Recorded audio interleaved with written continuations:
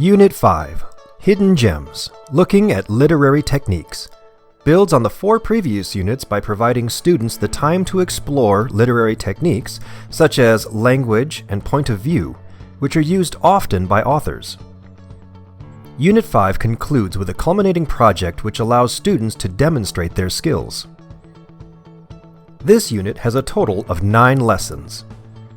Lessons focus on imagery, tone, point of view, irony, flashback, and foreshadowing.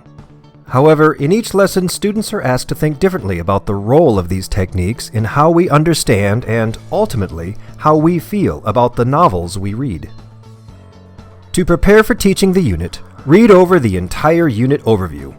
This has all of the information you need to understand the purpose of the unit, how long it'll take to teach, what you need to do to prepare, and the standards that you'll be covering. The free sample lesson, in the links below or in the Additional Resources tab on the product page of our website, is Lesson 3, Know Your Narrator, Evaluating the Reliability of a Narrator. You'll see up at the top is your list of materials. This lesson requires 3 handouts, and all are found immediately following the lesson. Their page numbers are listed here too, to help you find them. In the parenthesis after the name of the handout, you'll see how many copies of the handout you'll need for each student. For the first handout, you will need 1 set per group. For the second handout, you only need 1 copy per student. And finally, the third handout comes from the previous unit. In case you did not teach Unit 2, this handout is included again with this lesson, which is explained to you in the note at the end of the materials section. Following the materials list is a note about preparation. When you see this section at the top of any lesson, it lets you know that there is more to do to prepare for the lesson than just make copies of handouts. In this note, there are specific directions for how to prepare for the group activity in the practice section of today's lesson. Finally, right before we dive into the lesson are the Common Core Anchor Standards. You'll notice that just the codes are listed here.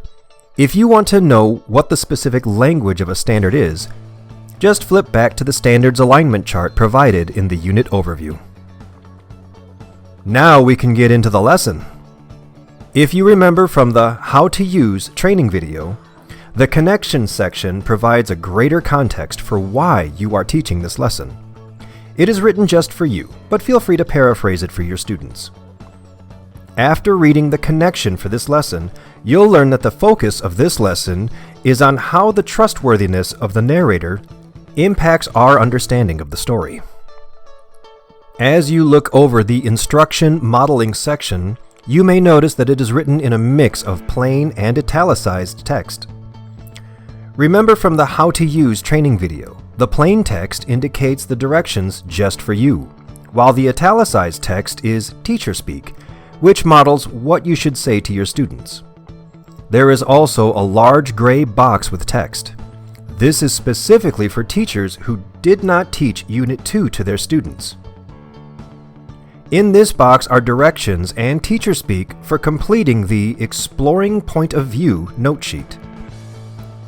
In this lesson, students will learn what the difference is between a reliable and an unreliable narrator, and why it is important for a reader to know which kind of narrator their book has. In the practice section, students will practice categorizing narrators as either reliable or unreliable.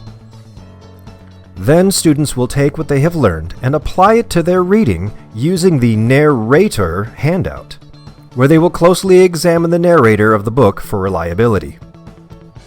For this Share section, students will turn in their Narrator handouts to you so that you can do a quick check on understanding.